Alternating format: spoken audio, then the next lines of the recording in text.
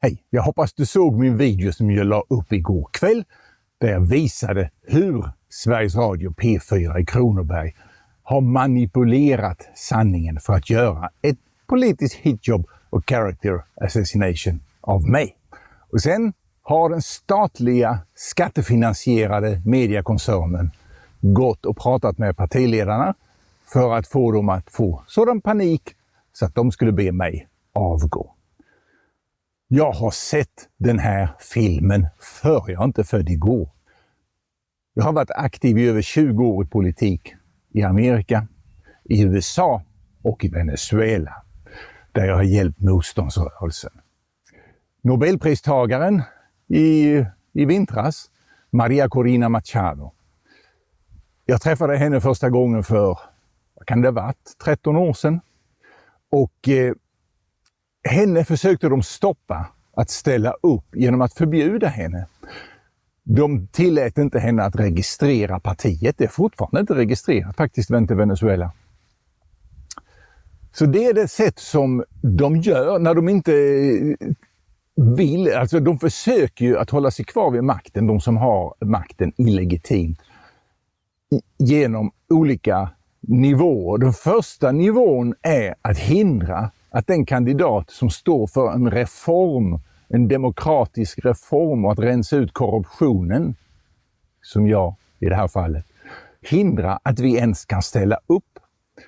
Och i Sverige så är metoden att göra en character assassination. Här har de haft hjälp med först polisen som har ljugit och sen SVT. Och bägge de är ju skattefinansierade institutioner som riksdagsmännen inte har direkt översyn över, och det vill jag ändra på.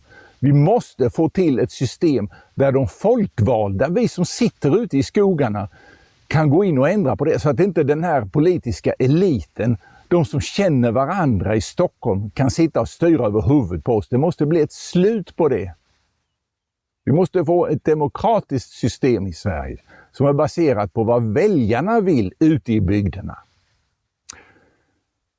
Så då gick de alltså till partiledaren och så sa partiledarna till mig, eller partiledningen, att vi har beslutat att du måste dra dig tillbaka. Jaha. De kan inte besluta det. Jag har en skylt på väggen som säger man måste bara göra det rätta, så ändrar sig förutsättningarna framför ögonen på en. Saker och ting är inte alltid vad de förefaller vara. Efter så många år i en motståndsrörelse, där jag har sett kamrater dödas, torteras och miljoner gå i landsflykt, hundratusentals har svultit ihjäl, i den kampen mot den internationella organiserade brottsligheten, vars tentakler sträcker sig in i Sverige, så kan jag inte etiskt och moraliskt dra mig tillbaka frivilligt. Och nu kommer det en fluga på linsen och den ska inte vara. Så vad kan partiet göra? De har sagt att de ska göra nya listor. Ja, det kan de göra. De kan inte dra mig tillbaka. Jag står fortfarande som nummer 5 på Kronobergs län lista för Liberalerna. Men de kan trycka upp listor som inte har några kandidatnamn, eller om de har en alternativ lista de kan distribuera. Men vad du kan göra som väljare, om du vill rösta på mig för att rensa upp i träsket, det är att ta en valsedel, antingen en där det bara står Liberalerna och skriva mitt namn Ulf Erlingsson under, eller så tar du en helt blank valsedel, för en gul valsedel för riksdagsvalet, och skriver Ulf Erlingsson på den. För då blir det en helt laglig röst på mig. Och förresten, även om Liberalerna halkar ur riksdagen, så kan jag ändå komma in om jag får tillräckligt många personvalsröster.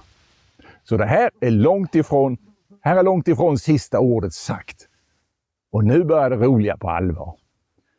Det här är en storm i ett vattenglas, det här med vapenlicensen. De försöker stoppa mig. Men jag vet vad jag gör.